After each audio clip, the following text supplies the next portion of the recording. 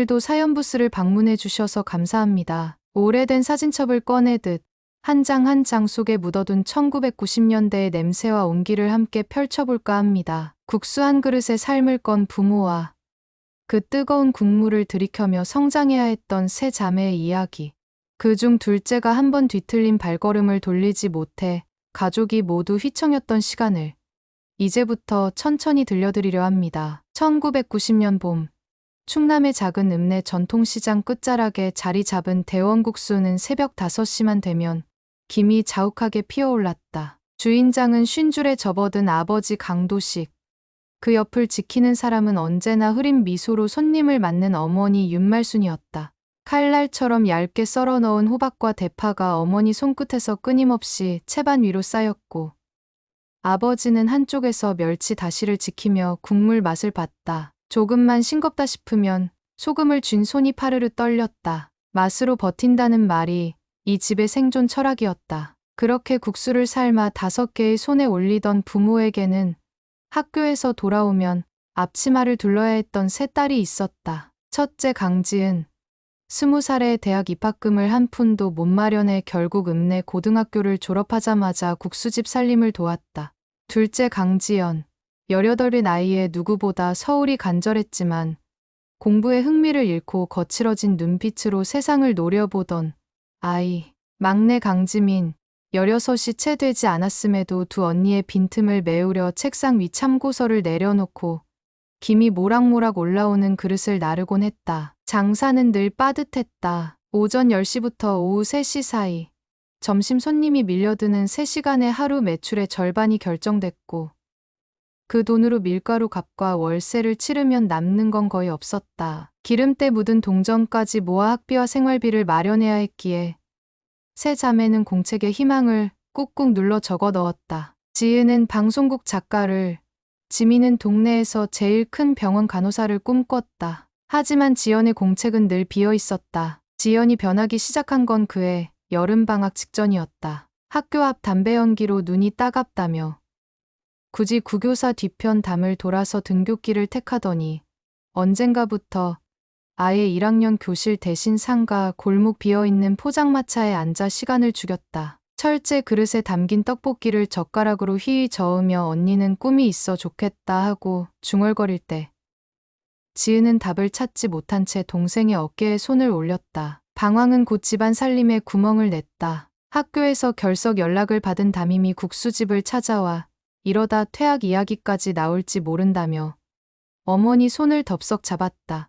어머니 눈가에 번진 기름기는 눈물이 마를 새 없이 번져 내렸고, 아버지는 그날따라 국물간을 3번이나 틀렸다. 급기야 여름 장마 전선이 본격적으로 내려앉던 7월 셋째 주 금요일. 지연은 새벽까지 돌아오지 않았다. 새벽 3시. 전등빛조차 노랗게 지친 국수집 안. 한 켠 주전자를 난로 위에 올려두고 지은은 곤히 잠든 막내의 머리를 쓰다듬었다. 아버지는 천천히 문을 열고 나갔다. 사흘째 이어진 장대비가 시장 골목을 강처럼 만들었는데도 그는 허름한 우위를 뒤집어 쓰고 가게 입구에 서 있었다. 지연아, 들어와라. 문 닫는다. 빗소리에 묻혀버린 아버지 목소리는 허공에서 흩어졌다. 그날 새벽, 지연은 끝내 모습을 보이지 않았다. 어머니는 두 손 가득 굳은 살이 터지도록 매달려 있던 면 삶는 채를 내려놓고 들기름 냄새가 옷자락에 벤 채 파출소를 찾았다. 파출소 앞 낡은 트럭 밑바닥에서 잠든 노숙인들 사이로 젖은 신발 끌고 들어선 어머니 얼굴이 순간 울음보다 더 깊은 공포로 일그러졌다. 우리 지연이 혹시 말끝을 잇기도 전에 목이 맸다. 막내 지민은 날이 밝자마자 학교 졸업 앨범 속 언니 사진을 가슴에 안고 읍내 버스터미널로 달려갔다. 빗물이 그친 뒤 따가운 햇살이 수평선을 그리듯 도로를 말리고 있었지만 지민의 운동화는 푹 젖어 있었다. 셔터가 내려간 매표소 창을 두드리며 언니 못 봤어요? 묻던 그 작은 목소리는 대합실 스피커에서 흐르는 시외버스 시간표 안내 멜로디에 삼켜졌다. 지은은 국수집에 홀로 남았다. 오전 9시를 앞두고 가마솥에 물을 채우려는데 무너져 내린 두부처럼 힘이 빠졌다. 가게 문 앞 간이 의자에 비에 젖은 흙발 자국이 찍혀 있었다. 지연이 흔히 신던 검은 캔버스 운동화의 밑창 무늬였다. 그 순간 지은의 가슴께가 쿵 하고 내려앉았다. 가족에게 닥친 첫 번째 균열은 그렇게 시작됐다. 국수집은 문을 열었지만 손님이 없었다. 동네 사람들 입에는 강집 둘째가 사고 쳤다더라는 소문이 퍼졌다. 거짓도 진실도 아닌 그 말들이 부엌문 사이를 비집고 들어와 뜨거운 김과 뒤섞여 가족의 폐부를 찔렀다. 낮 12시가 넘도록 된장 양념은 타들어갔고 대파 잔뿌리 냄새가 날 때까지 어머니는 칼을 놓지 않았다. 또박또박 썰어내는 소리가 사람 숨소리보다 더 크게 울렸다.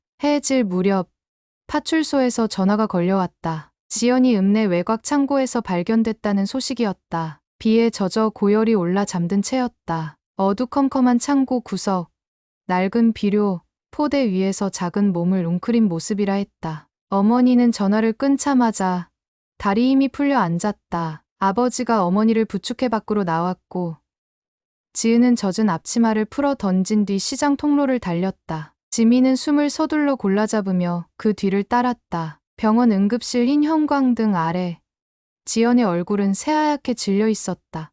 열은 내렸지만 그녀의 눈꺼풀이 떨릴 때마다 무거운 그림자가 드리웠다. 아버지는 진료비가 적힌 계산서를 바라보며 고개를 떨궜다. 가게 월세보다 많은 숫자에 묵직한 한숨이 튀어나왔다. 어머니는 종이 서류를 꼭 쥐고 입술을 깨물었다. 이 돈 낼 수 있을까요? 울음이 새어나왔다. 그 순간 지은이 다가와 어머니 손에서 서류를 뺐다. 제가 할게요. 국수집 매출만으로도 우리 해낼 수 있어요. 아이 같던 목소리가 어쩐지 어른처럼 변해 있었다. 그러나 약국과 병원을 오가며 지연의 치료비는 눈덩이처럼 불어났다. 장마 뒤 불볕더위가 닥치자 국수집 손님은 오히려 늘었지만 빚도 함께 늘었다.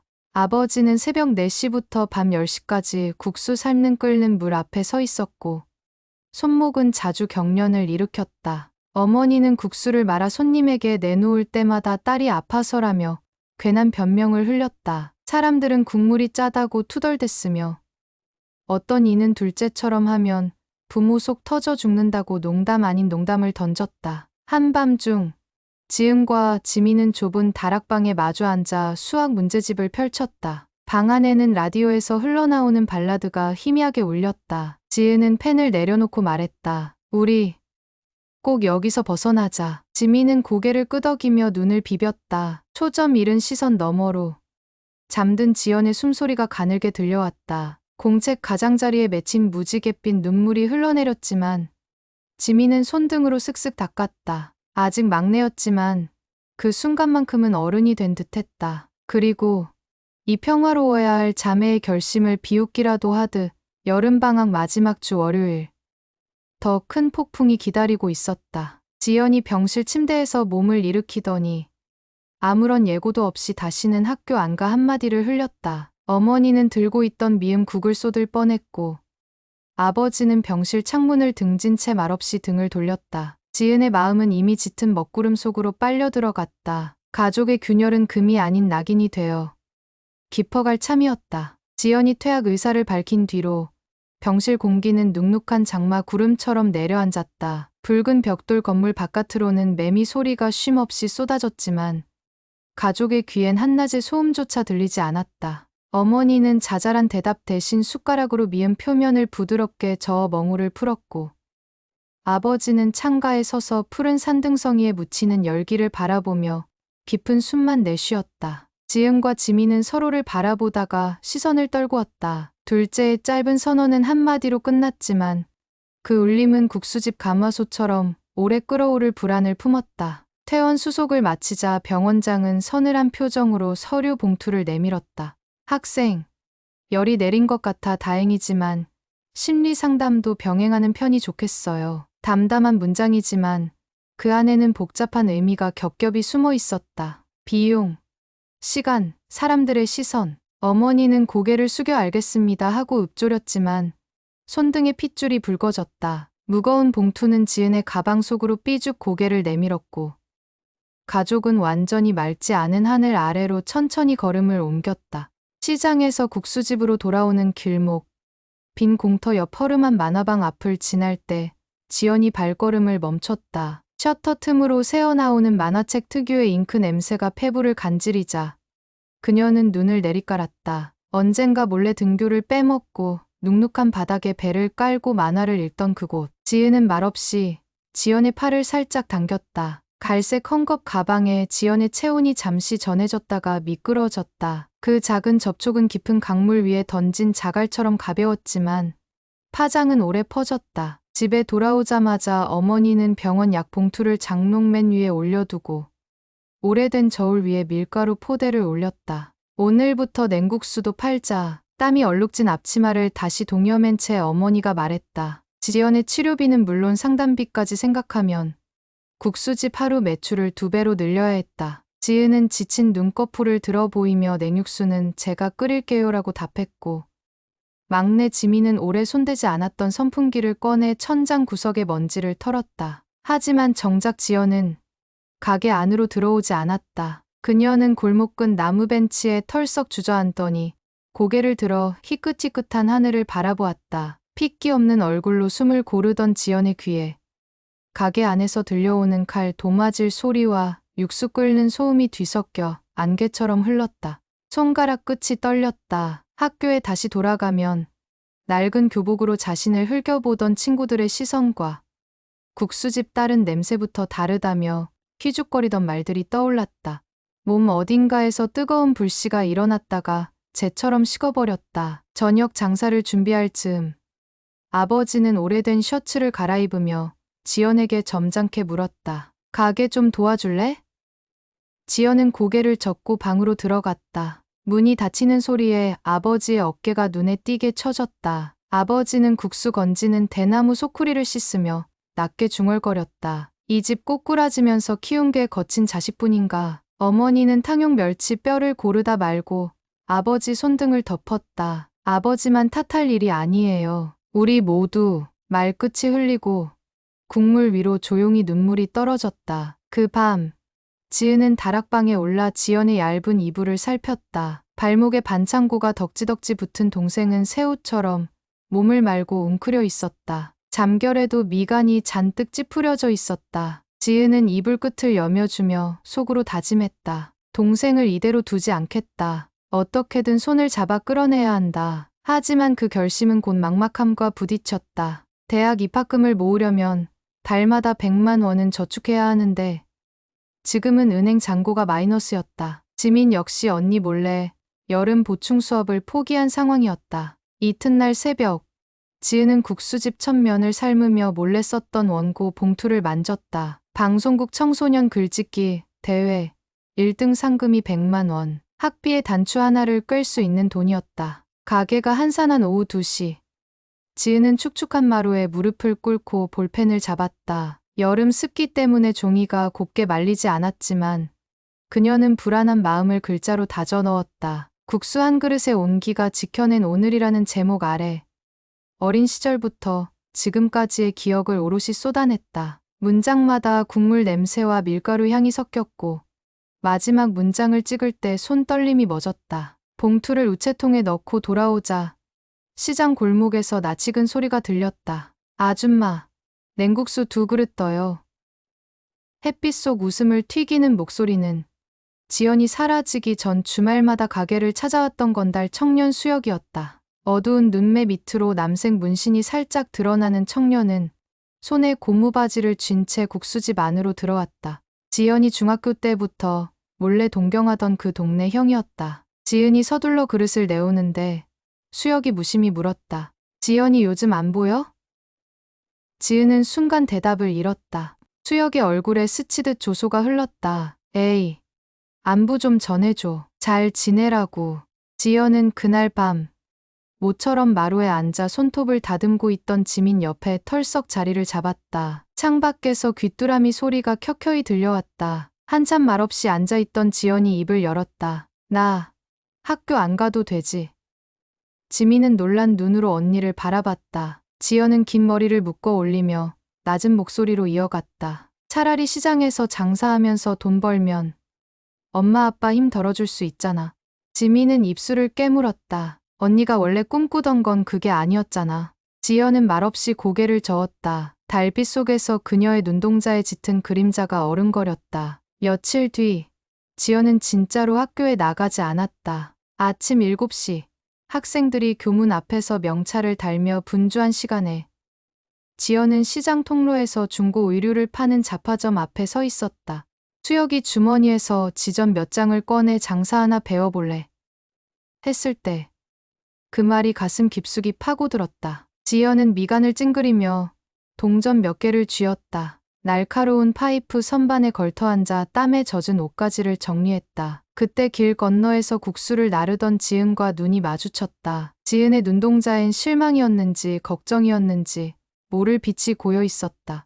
밤이 되어 지연은 무단 결석 처리로 집에 연락이 왔다며 담임에게서 받은 통신문을 던져두고 방에 틀어박혔다. 아버지는 입술을 앙다물고 낡은 계산기를 두드렸다. 치료비와 상담비, 밀가루 대금, 그리고 오늘 들어온 매출. 숫자는 초라했다. 어머니는 이마를 짚고 앉아 숨을 고르며 중얼거렸다. 아프다고만 생각했지.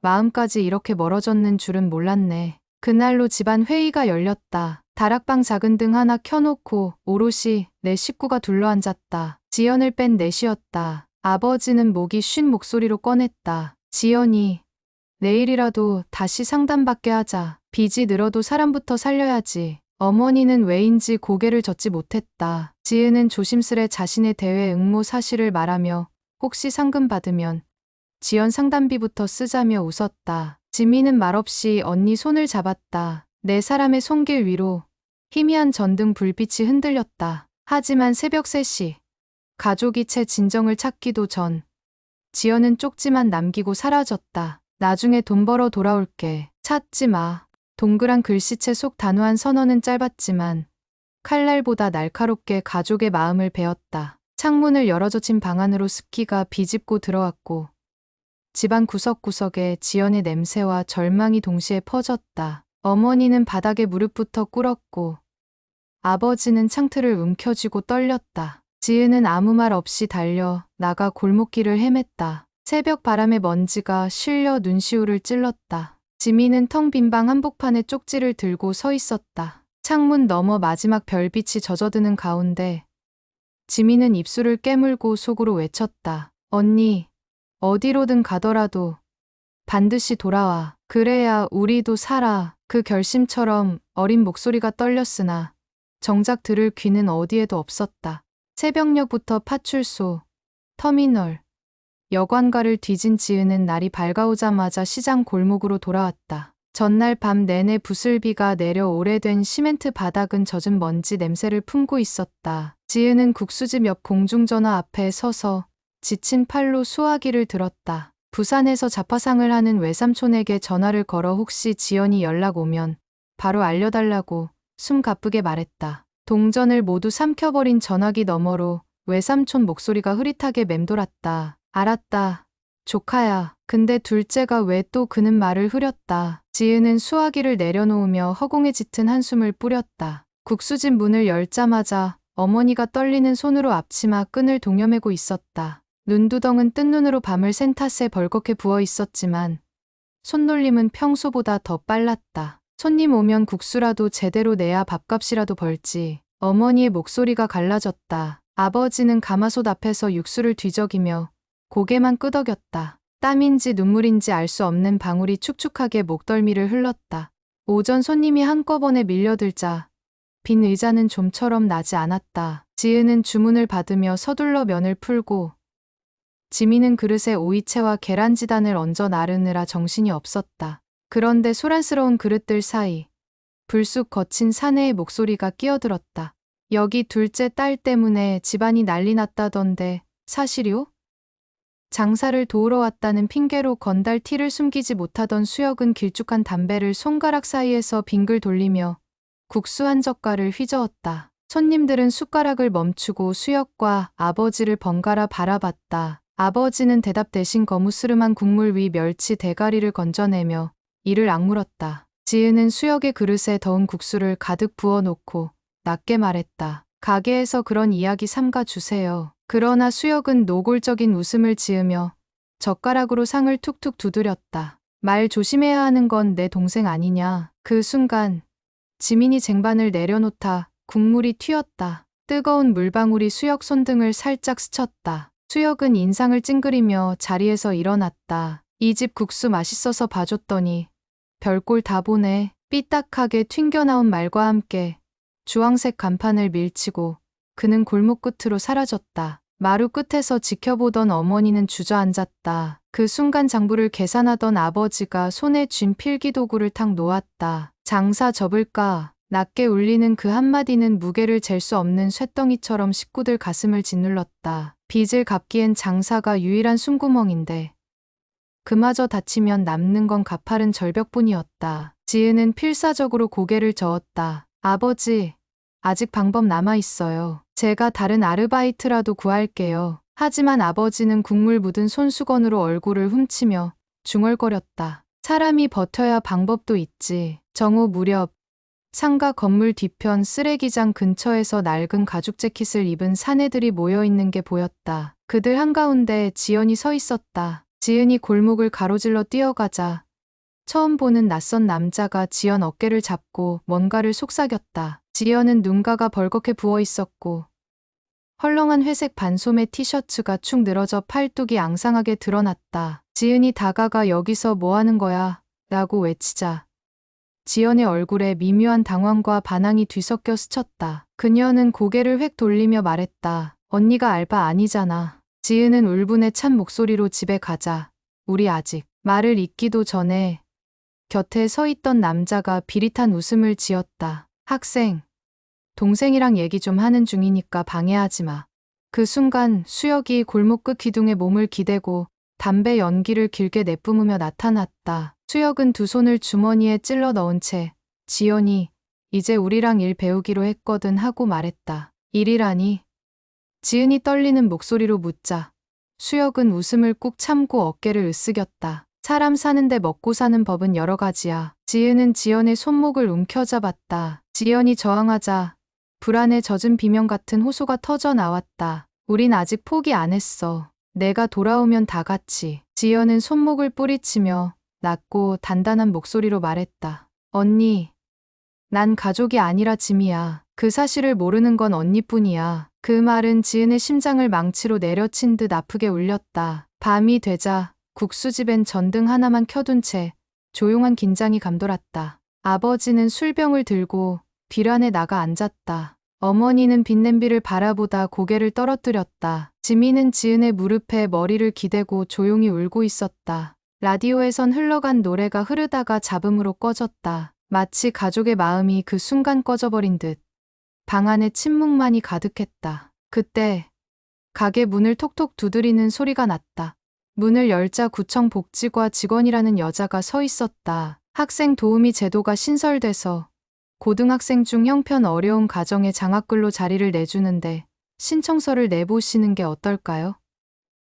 뜻밖의 제안이었다. 지은과 지민에게는 작게 열리는 창문 같았다. 하지만 그 장학금로는 학교 출석률이 일정 기준을 넘어야만 신청이 가능했다. 지연이 돌아와야 한다는 뜻이었다. 장학금로 신청 마감은 3일 뒤. 지은은 고민 끝에 마지막 희망을 잡고 지연을 찾아 나섰다. 밤새 골목 구석구석을 뒤지다가 새벽 4시가 가까워질 무렵 역전 편의점 앞에서 지연을 발견했다. 지연은 컵라면을 쥐고 있었고 손등엔 누군가 강하게 잡아 끌었던 흔적이 붉게 찍혀 있었다. 지은은 편의점 불빛 아래서 숨을 몰아쉬며 동생과 마주했다. 두 사람 사이에 세차게 돌아가는 냉장고, 모터음만이 귓가를 때렸다. 지은은 조용히 컵라면을 받아들여 뚜껑을 닫았다. 식으면 맛없어. 그러곤 낮은 목소리로 말했다. 우리 같이 장학금로 신청하자. 내가 돌아오면 지민도 계속 학교 다닐 수 있어. 지연은 시선을 식칼처럼 날카롭게 세웠다.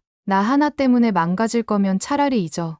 하지만 그 순간 편의점 TV에서 재빨리 넘어가는 뉴스 화면 속에 청소년 노동 착취 집중 단속 자막이 떴다. 지연의 눈이 흔들렸다. 수혁과 그 무리가 생각났는지 그녀는 입술을 깨물고 고개를 숙였다. 지은은 깊은 숨을 내쉬며 말했다. 넌 짐이 아니라 가족이야. 우리가 너를 위해 살아왔던 것처럼 너도 우리 위해 살아줘. 지연의 어깨가 떨렸다. 뜨끈한 국물 향이 없는 컵라면은 스티로폼 용기 안에서 식어가고 있었다. 지연은 작은 목소리로 겨우 물었다. 언니, 나 돌아가면 정말 달라질 수 있을까?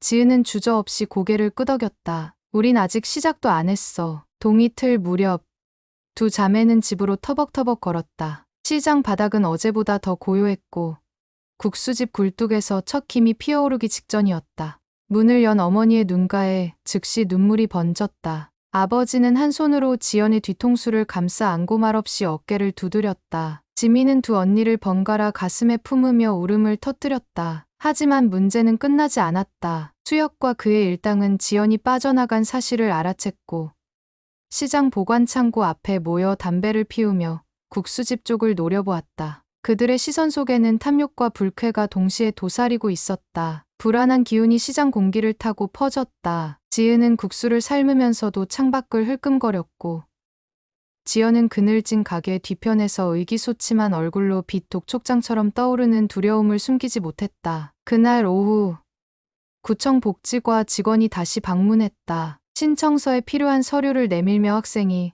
직접 서명해야 합니다라고 했다. 지연은 펜을 들고 떨리는 손을 천천히 눌렀다. 종이에 적힌 강지연 석자 밑으로 잉크가 스몄다. 순간 가게 앞에서 수혁이 문을 발로 차고 들어왔다. 야, 내가 우리 일 받아놓고 발 빼?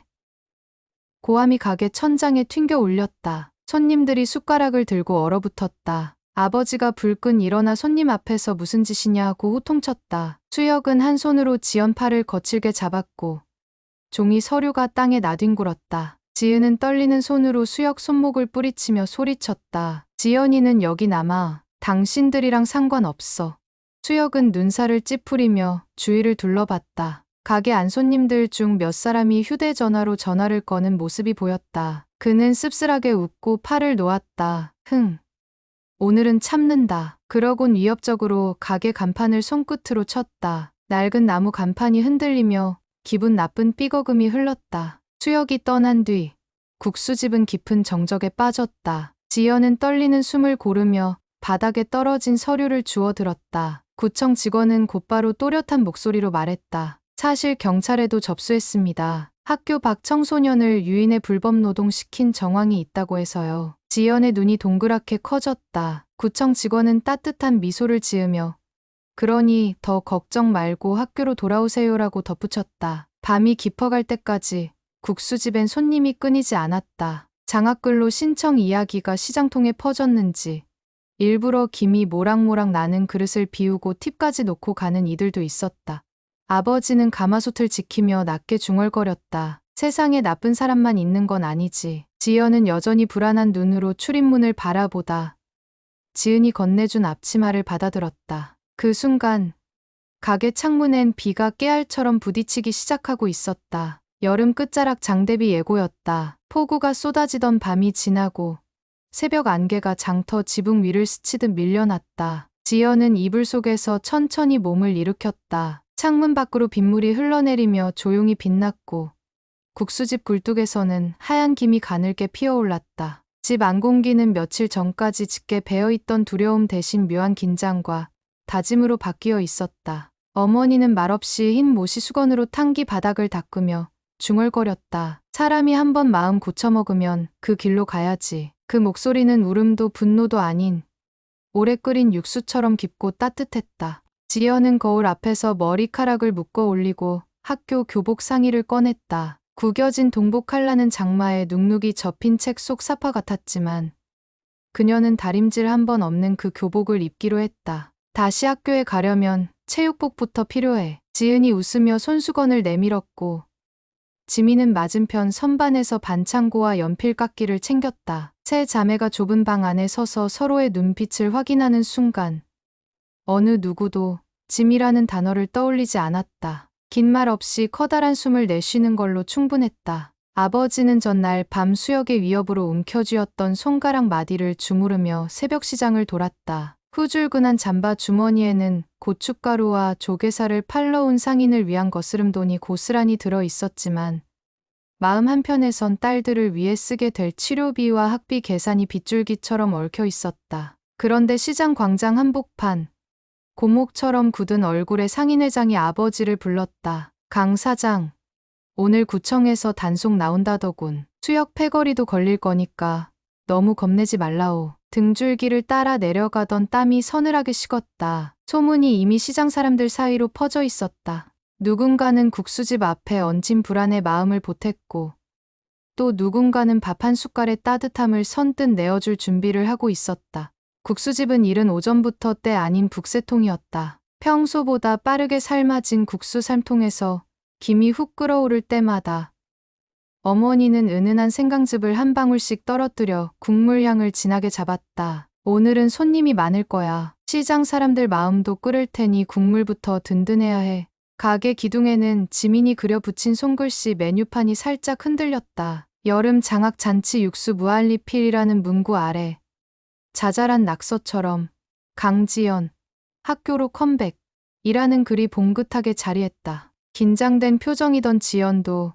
그 문구를 보고 피식 웃었다. 정오 무렵 시장 한복판에 검은 승합차와 경찰 지프가 동시에 미끄러져 들어왔다. 삐걱거리는 브레이크 소리가 장터 철판 지붕 아래 울렸고 수역 패거리가 모여있던 비어있던 창고 앞에 사람이 몰렸다. 구청 직원과 경찰이 함께 단속을 시작하자 군데군데서 험한 욕설이 튀었지만 그보다 더 크게 들린 건 국수 삶는 가마솥에서 들끓는 물소리였다. 사람들은 긴장한 눈으로 시장 안쪽을 기웃거리다가 어느새 국수집으로 발길을 옮겼다. 떨리는 마음을 달래듯 따뜻한 국물 한 숟가락이라도 필요했던 것이다. 가게가 붐비자 지은은 두 팔이 얼얼하도록 면을 뽑았고 지민은 한 그릇 받을 때마다 오늘은 국물을 많이 드세요 하고 농담처럼 읊조렸다. 지연은 점심시간이 끝나갈 즈음 긴장을 이기지 못하고 잠시 밖으로 나왔다. 골목 구석 자전거 거치대에 기대어 심호흡을 하는데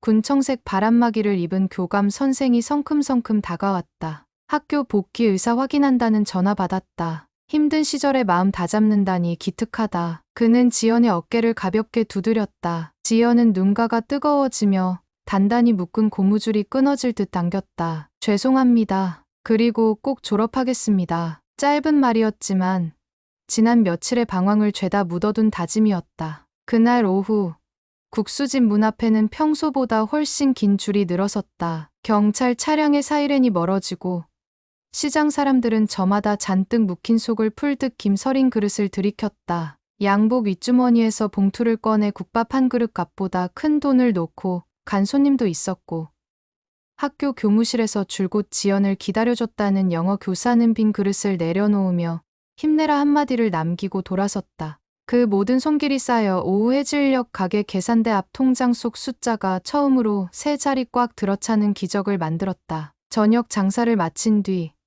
아버지는 하루 매출을 세어보다가 장부 위에 머리를 푹 묻었다. 마치 오래 묵은 돌을 들어올린 듯한 신음이 새어나왔다. 지은은 조용히 다가가 아버지 어깨를 주물렀다. 아버지, 아직 빚은 남았어도 오늘 하루만큼은 우리가 이겼어요. 아버지는 고개를 들고 딸을 바라봤다. 눈동자에 묘하게 섞인 안도와 뉘우침이 번져 있었다. 내가 없었으면 말끝이 잘렸다. 지은은 웃으며 어머니가 내온 대야에 손을 담갔다. 뜨끈한 물속에서 손가락이 펴지듯 가슴속 응어리도 조용히 풀어지는 것 같았다. 밤 10시를 넘기자 비가 잦아들었다. 하지만 수역 패거리가 파출소에서 풀려났다는 소문이 다시 시장 골목을 타고 흘렀다. 어머니는 가게 셔터를 내리며 발밑을 살폈다. 쓸고 닦아 반짝이던 바닥에 작은 담뱃재가 흩어져 있었다. 누군가 일부러 칠흑 같은 밤에 다녀간 흔적이었다. 지민이 불안한 눈빛으로 자매를 바라보자 지연은 셔터문을 잡고 떨리는 숨을 삼켰다. 이제는 도망치지 않을 거야. 긴장에 떨리던 목소리였지만 그 결심만큼은 날선 칼끝처럼 또렷했다. 그날 심야 국수집 다락방에서 작은 불빛 하나가 반짝였다. 지은은 방송국 공모전 결과를 기다리며 오래된 휴대라디오의 주파수를 맞췄다. 밧줄처럼 꼬인 긴 하루를 보내고도 꿈을 완전히 놓지 않은 자신이 자랑스럽기도 서글프기도 했다. 지연은 이불을 덮고 조용히 속삭였다. 언니, 상금 꼭 탈 거야. 언젠가 우리 모두 대학 가고 싶으면 간다는 걸 보여주자. 지은은 라디오 볼륨을 조금 낮추며 웃었다. 그리고 마음속으로 수역에게 빼앗긴 시간만큼 더 열심히 살아낼 거야라고 다짐했다. 새벽 3시. 장터 골목에 다시 비가 내리기 시작했다. 그런데 빗속에서 묘한 기척이 들렸다. 가게 뒤편 콘크리트 벽이 퍽퍽 울리는 소리. 그리고 익숙한 욕설. 지민이 다락 창문을 살짝 열어 밖을 내려다봤다. 후드 모자를 뒤집어 쓴 사람 셋이 국수집 뒷문 앞에 서 있었다. 그중 하나가 라이터 불을 켜며 벽에 뭔가를 칠하려고 했다. 지민이 숨을 삼키며 문틈을 닫으려는 순간 앞집 떡집 주인 할머니가 손전등을 들고 다가왔다. 뭐 하는 거야? 이것들아.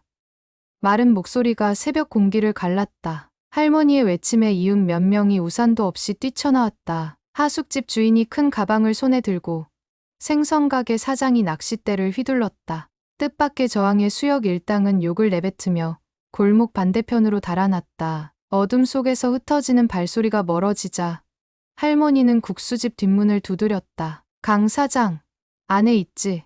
겁주려고 온 것뿐이지만 단속 끝난 뒤 안갚음하려 들 게 뻔해. 아버지는 문을 열고 연신 허리를 숙였다. 할머니는 손전등을 치켜 세우며 말했다. 우리가 동네 지킬 테니 자네들은 마음이나 지켜. 내일 새벽 시장 초입에 순경도 돌게 했으니 겁먹지 마. 지연은 눈물 어린 눈으로 골목 한복판에 선 이웃들을 바라봤다. 거무스름한 아스팔트가 비에 젖어 반짝였고 사람들 우중충한 셔츠 자락에서 물방울이 뚝뚝 떨어졌다. 그런데 아무도 물러서지 않았다. 저마다 무기 아닌 무기를 들고 서서 국수집 불빛을 받았다. 그 빛한 줄기가 지연 가슴 깊은 곳까지 파고들어 오래된 상처에 살결 같은 온기를 건넸다. 짐이라는 낙인은 이미 지워지고 있었다. 새벽 공기는 차가웠지만 국수집 안에는 가마솥 불씨가 여전히 살아 있었다. 지은은 가스버너를 다시 켜고 작은 주전자에 물을 올렸다. 언니, 지금 국수 말아 먹을까?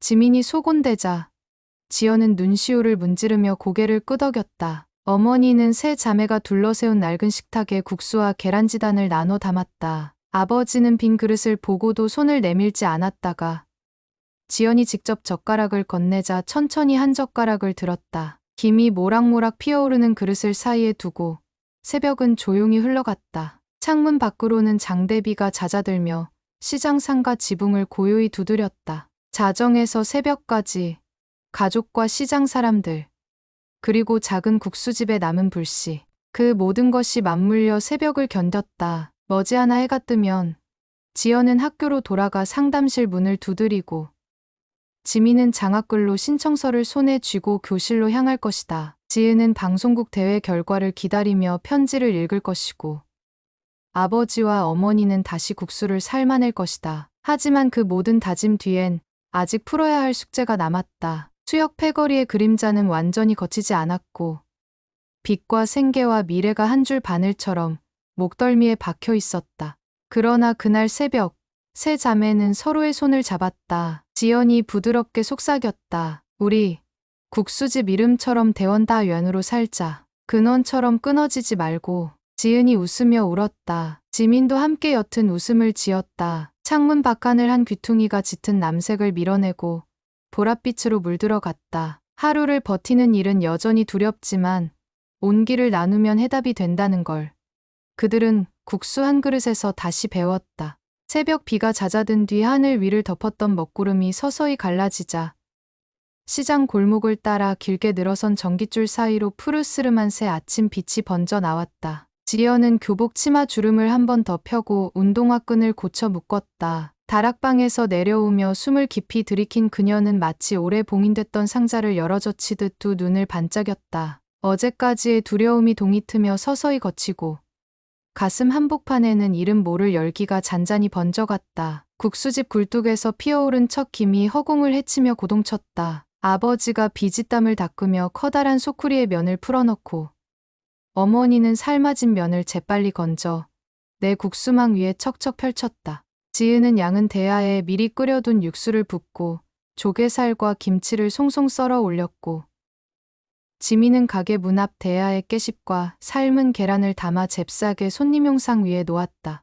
가족 모두가 숨 돌릴 틈 없이 움직이는 가운데 지연은 국수집 출입문에 매달린 작은 종을 살포시 치고 나섰다. 종소리가 은은하게 울리자 부모와 자매의 시선이 동시에 그녀를 향했다. 아무도 말하지 않았지만 안도의 미소가 서로의 눈빛에 또렷이 번졌다. 등교길은 장터를 관통해 읍내 고등학교로 이어졌다. 지연은 간간히 물고인 골목길을 피해 발걸음을 옮기며 전봇대에 붙은 전단지들을 스쳤다. 청소년 근로 권익 보호, 학교 밖 청소년 상담센터 같은 글귀가 전엔 남의 일처럼 보였지만 이제는 어쩐지 자신을 위한 길잡이 같았다. 한참을 걷다가 문득 발밑을 내려본 순간 오래전 친구들과 낙서를 남겼던 하수구 뚜껑이 눈에 들어왔다. 검은 매직으로 적힌 산다는 건 각자에게 다르다라는 흔적이 여전히 희미하게 남아 있었다. 지연은 허리를 굽혀 손가락으로 그 문장을 한번 따라 긁듯 쓰다듬고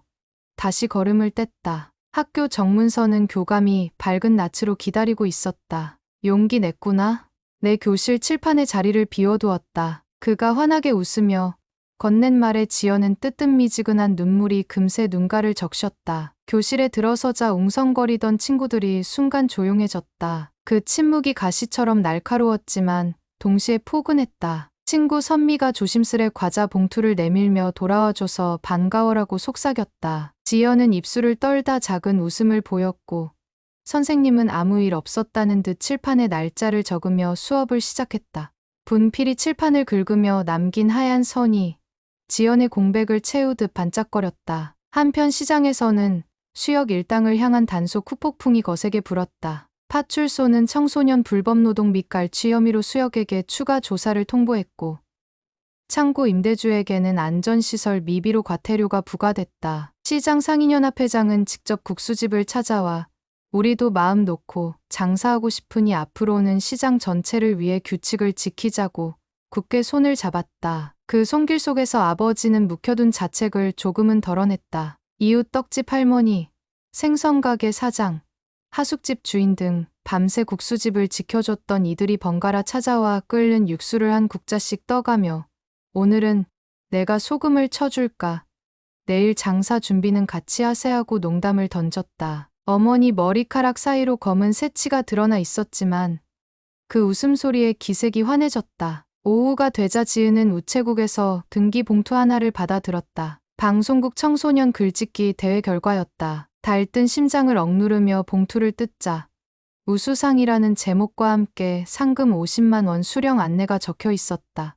손끝이 가늘게 떨렸다. 100만 원의 꿈의 절반도 미치지 못했지만 그 얼마가 아닌 누군가의 손길 덕분에 자신이 글을 계속 쓸 수 있다는 신호였다. 지은은 맨발처럼 가벼운 발걸음으로 국수집으로 달려갔다. 가게 문을 여는 순간 지민이 소리쳤다. 언니, 방금 학교에서 전화 왔어. 장학글로 신청서 합격했대.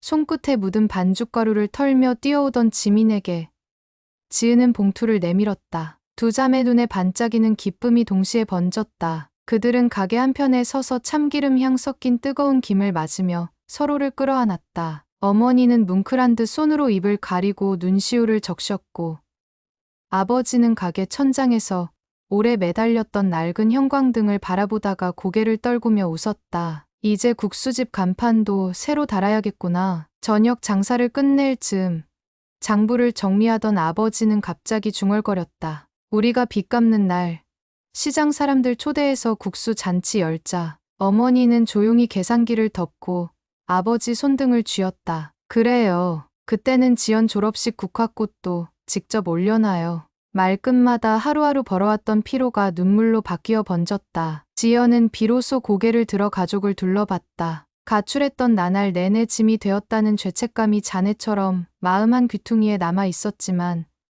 부모와 자매가 보여주는 깊은 신뢰 앞에서 그 잔해가 서서히 녹아내렸다. 늦은 밤, 국수집 주방 한가운데 둥근 상 위에 가족이 둘러앉았다. 아버지는 상 위에 놓인 채무장부와 은행 납기 통지서를 차례로 펼쳐놓았다. 우린 아직 8천만 원 가까이 남았지만 이제 크게 겁나지 않는다. 아버지가 한 장씩 계산서를 넘길 때마다 어머니는 밑줄을 치고 이자를 줄일 방안을 메모했다. 지은은 방송국 상금과 지민의 장학글로 수당, 그리고 국수집 하루치 매출을 합산해보며 다음해 2월까지 1,000만 원 상환을 목표로 적었다. 지연은 방과 후 아르바이트를 찾아보겠다며 인터넷으로 학원 조교, 서점 보조 등을 검색했다. 그때 국수집 종이 문이 조심스레 열렸다. 전날 이웃을 모아 수역 패거리의 뒷문 기습을 막아낸 떡집 할머니가 조청 한 병을 들고 들어왔다. 장사하며 받은 첫 수익금이니 국수 삶을 때 넣어봐. 아버지는 두 손으로 병을 받들며 고개를 낮췄다. 할머니는 곁눈질로 지연을 바라보고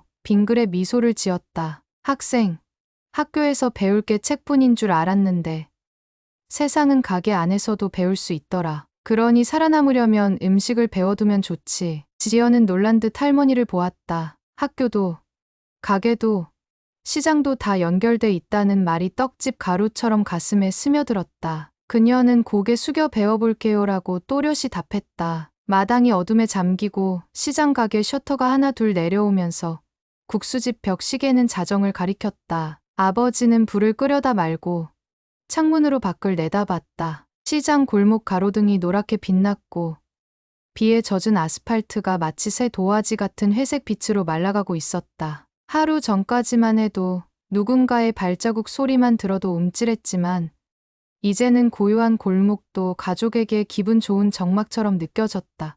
아버지는 작은 웃음을 흘리며 문간에 놓인 밀가루 포대를 살폈다. 유통기한과 반죽 비율을 꼼꼼히 적어둔 메모와 함께 목표로 삼았던 오늘 매출 30만 원 돌파라는 글씨가 굵은 펜으로 쓰여 있었다. 아이들은 다락으로 올라가 잠들었지만 지연은 쉽게 잠에 들지 못했다. 창문 밖에서 불어오는 바람에 비옷이 펄럭였고 그 소리가 마치 누군가 내려다보며 수고했다고 속삭이는 듯했다. 그녀는 침대맡에 두었던 짧은 일기장 첫 페이지에 조용히 글을 적었다. 나는 가족의 무게가 아니라 가족을 든든하게 하는 기둥이 되고 싶다. 내일도 학교에 갈 것이고 방과 후엔 어머니에게 국수를 배우며 아르바이트 면접을 볼 것이다. 펜 끝에서 번진 잉크가 희미하게 번졌지만 그 굵은 글씨체가 이상하게도 자랑스러웠다. 새벽녘, 다락방 창문 사이로 먼동이 터오르기 시작했다. 얇은 구름 사이로 분홍빛이 번져들었고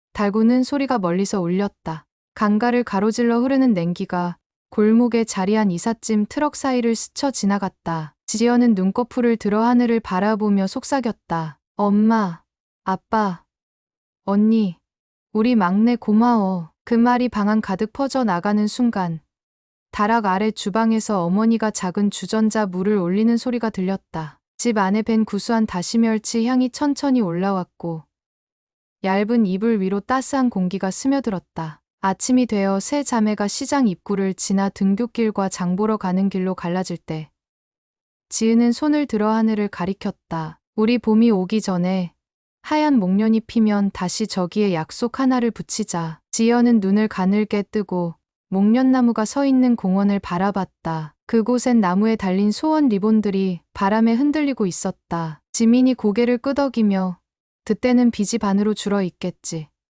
하고 웃었다. 세 자매가 동시에 아자 하고 소리치자 시장 상가마다 셔터 올리는 소리가 일제히 울려 퍼졌다. 그리고 오후 국수집 앞에서 놀라운 일이 벌어졌다. 방송국 지역 라디오 PD가 카메라 한 대를 들고 나타나 대회 우수상 응모작 취재 인터뷰가 필요하다며 지은을 찾은 것이다. 가게 안을 배경으로 삼겠다는 요청에 아버지가 허둥지둥 앞치마를 펄럭였고 어머니는 갑자기 고명용 지단을 부지런히 썰었다. 지은은 PD에게서 당신 글에서 국수 국물이 희망의 맛으로 표현됐던데 실제로 맛도 볼 수 있냐는 질문을 받고 활짝 미소 지었다. 물론이죠.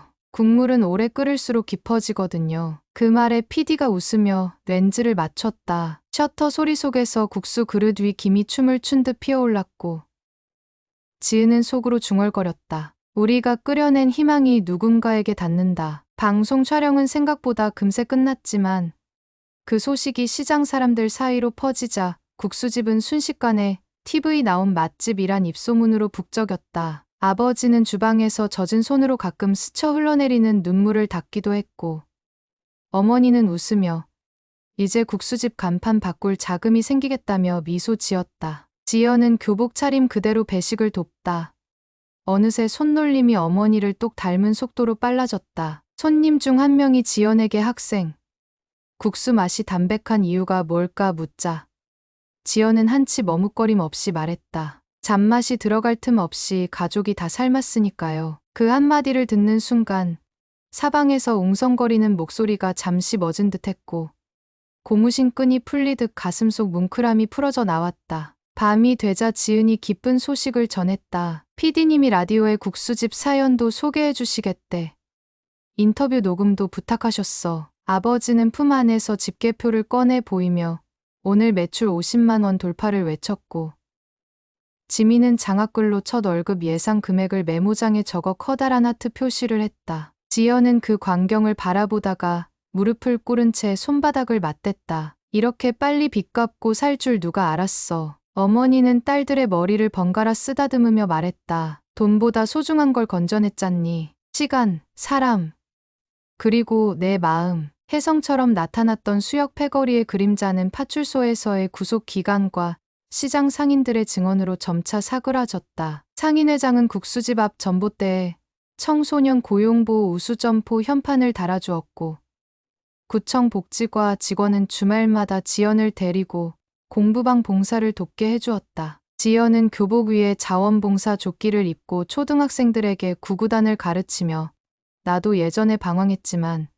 국수집 덕에 여기까지 왔어라고 조용히 말했다. 아이들 눈에 비친 그녀의 모습은 방황의 흔적보다 현재의 따스함으로 더 채워져 있었다. 그리고 어느 늦겨울 밤 지연은 다락방에 놓인 낡은 라디오 앞에서 가족들을 불렀다. 라디오 속 진행자가 호명했다. 금주의 청소년 사연 우수작 강지은 양의 국수 한 그릇에 옹기 편입니다. 스피커에서 흘러나오는 지은의 육성 녹음이 딱딱한 스피커 진동을 타고 고스란히 집안으로 번졌다. 그 목소리는 지난 계절의 숨결과 소금기 그리고 멸치 다시물 냄새까지 품고 있었다. 지연은 두 손을 가슴에 모으며 눈을 감았다. 라디오 진행자가 마지막으로 가족이라는 국물 맛은 누가 끓여도 깊다는 걸 알려준 사연이라고 말하자 아버지의 두 어깨가 떨렸다.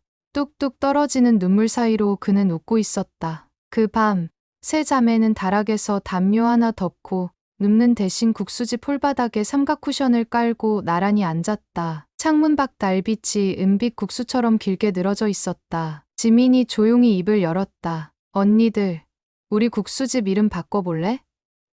새 간판 달 때 대원국수 뒤에 희망재면소 붙이는 거야. 지은과 지연이 동시에 웃음을 터뜨렸다. 고소한 웃음 사이로 국수 삶는 냄새가 여전히 남아있는 듯했다. 세 자매는 함께 간판 문구를 읊어보며 국수사리처럼 서로의 목소리가 꼬리에 꼬리를 물고 이어졌다. 그 웃음과 속삭임이 국수집 낮은 천장에 닿아 반사되며 이 집에 더 이상 두려움이 머물 자리가 없다는 걸 증명하는 듯 울렸다. 겨울 끝자락, 칼바람이 시장 골목을 쓸며 비릿한 한기를 밀어 넣던 어느 새벽이었다. 국수집 지붕을 뚫고 나온 흰 연기가 허공에서 흩어지기도 전에 가게 문 앞에 웬 택배 상자가 놓여 있는 것이 발견됐다.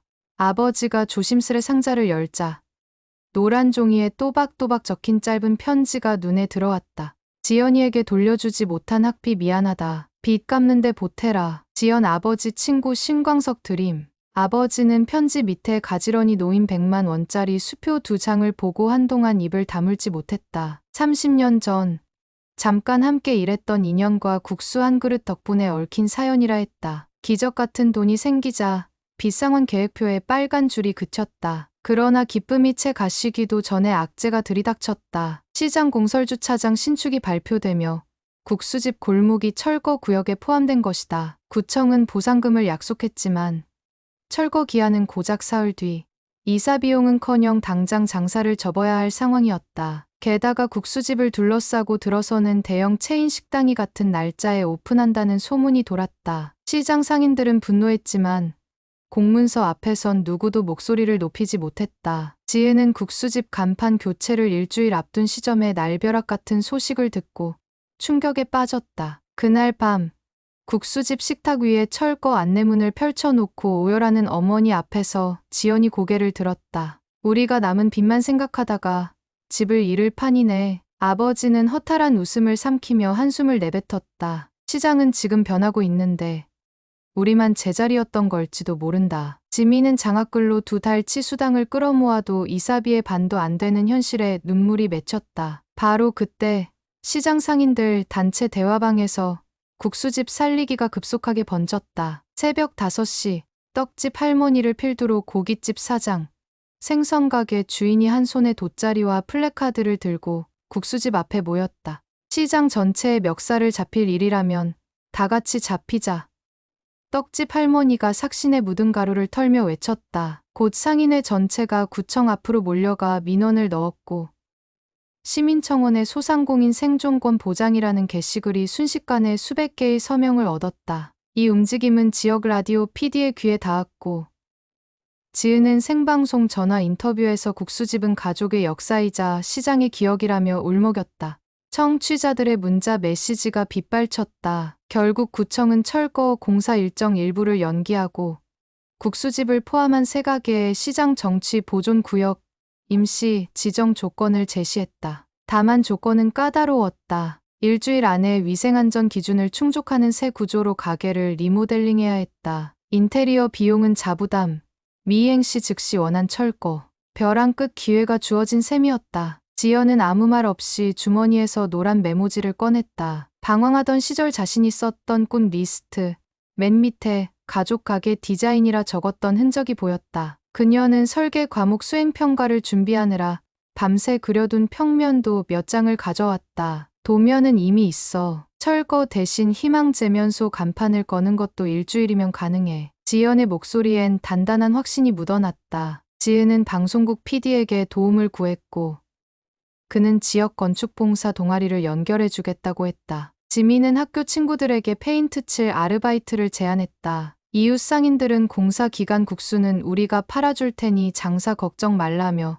즉석 국수 포장 코너를 자청했다. 온 시장이 하나의 커다란 국수 삶는 소처럼 들끓었다. 작업 첫날 새벽, 시장 천막 위에 밤새 녹은 서리가 바닥에 흘러내리고 있었다. 공구 소리와 커다란 함성이 동시에 일어났다. 구청 직원은 위생 기준표를 들고 현장을 회색 눈빛으로 훑었고 땀범벅이 된 학생들과 상인들이 한 목소리로 조금만 기다려 달라고 외쳤다. 벽을 뜯고 전기 배선을 교체하고 낡은 굴뚝을 씻어내는 동안 지연은 설계 도면을 들고 타일색을 주문하고 배수구 위치를 재조정했다. 팔뚝에 장근육이 돋아나고 헐렁하던 교복 소매가 너덜해졌지만 그녀는 작업장을 종횡무진 누볐다. 마감 전날 밤, 눈이 섞인 비가 퍼붓는 가운데 가게 앞에는 야간 작업용 조명이 켜졌다. 지민은 페인트통 위에 올라가 외벽에 희망제면소라는 글자를 힘껏 두드려 썼다.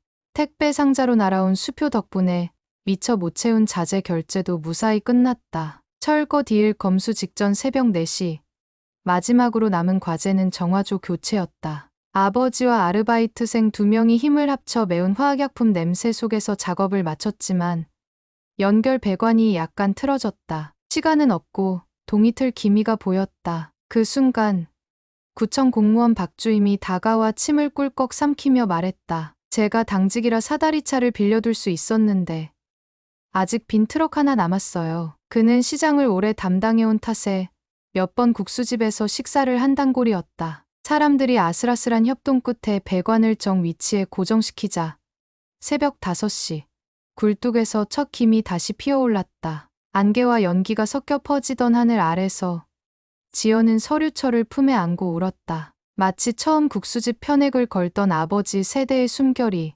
이제 그녀의 팔에 옮겨붙은 듯했다. 구청 최종 점검팀이 도착한 아침, 시장 골목 양옆으로 상인들이 늘어서 응원 구호를 외쳤다. 철제 노란 테이프가 끊기자마자 청결 등급 A 판정을 받은 대원국수 희망제면소 현판이 탁 걸렸다. 아버지는 떨리는 손으로 현판을 쓰다듬으며 이제 진짜 빚만 갚으면 된다고 웃었다. 어머니는 그 자리에서 삶은 국수를 한가득 담아 직원들에게 내놓으며 연신 국물 많이 드세요를 외쳤다. 그날 라디오 생중계 마이크가 시장 전체를 비추었고 PD는 철거의 벼랑 끝에서 일군 기적이라 소개했다. 방송이 끝났을 때 국수집 앞에는 얼떨결에 줄이 몇 미터나 늘어섰다. 구청장은 즉석에서 전통시장 살리기 특별지원금을 발표하며 소상공인이 뭉치면 도시도 살아난다는 연설을 했다. 사람들 사이 환호가 파도처럼 밀려왔고 눈발이 살짝 흩날리는 광장 위로 맑은 햇살이 내려앉았다. 지연은 그 순간 비집고 들어온 눈부신 빛이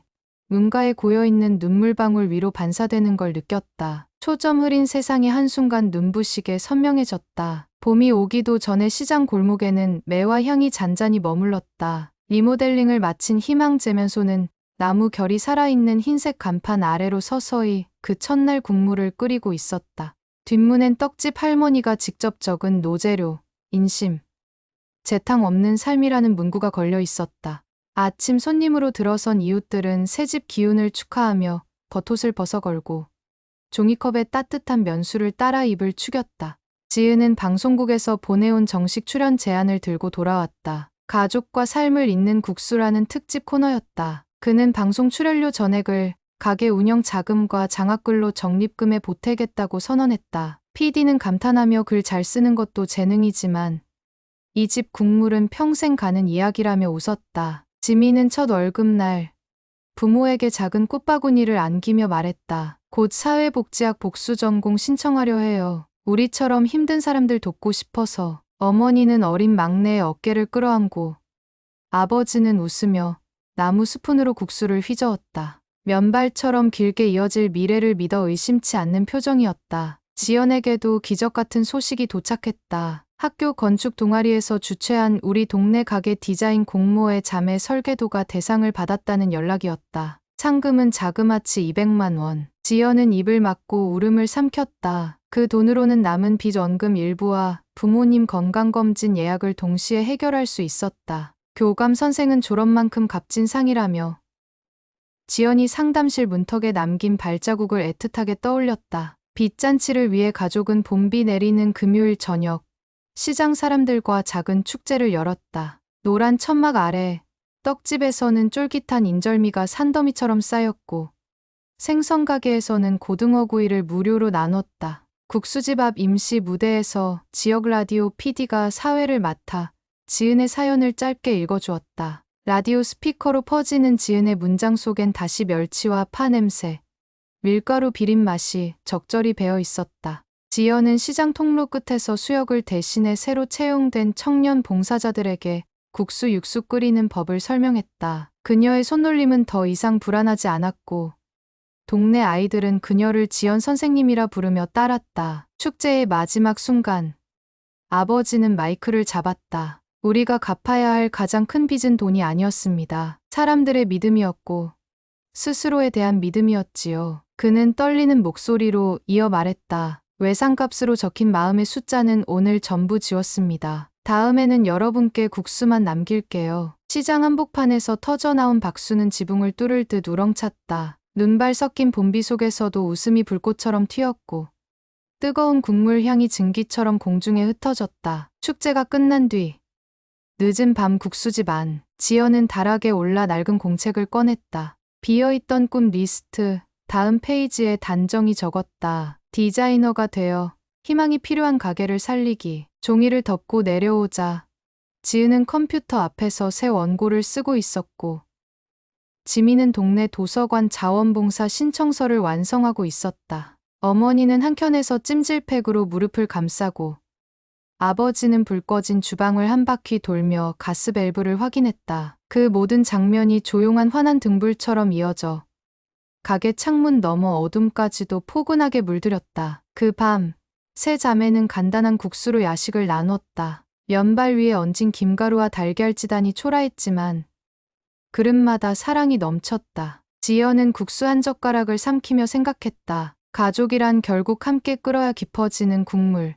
때로 끓어 넘칠지라도 불을 줄이지 않고 지켜야 뒤로서 뜨거움이 이어진다는 사실을. 오늘 한때 국수 냄새조차 지긋지긋해 멀리 달아났던 둘째는 가족과 이웃이 지켜낸 국수집에서 새로운 봄을 맞았습니다. 빚이라는 단어는 계산서에서 지워졌을 뿐 아니라 마음에서도 말끔히 지워졌고 시장 골목엔 희망제면소라는 새 간판이 굳건히 자리를 잡았습니다. 부모는 오래된 가마솥에 남은 온기를 다시 끓여 손님에게 건네고 첫째는 글로 세상을 잇고 막내는 배움으로 기회를 나누고 둘째는 디자인으로 골목에 숨을 불어넣습니다. 세 자매가 뿜어내는 삶의 열기는 1990년 국수집에서 피어올랐던 그 첫 김처럼 식을 줄을 모릅니다. 이 사연이 여러분 마음 한 귀퉁이에 따뜻한 국물 같은 위로로 스며들길 바라며 사연부스는 오늘도 마이크를 내려놓습니다. 내일 아침 당신 식탁에도 작지만 진한 한 그릇의 희망이 김 모락모락 피어오르길. 고맙습니다.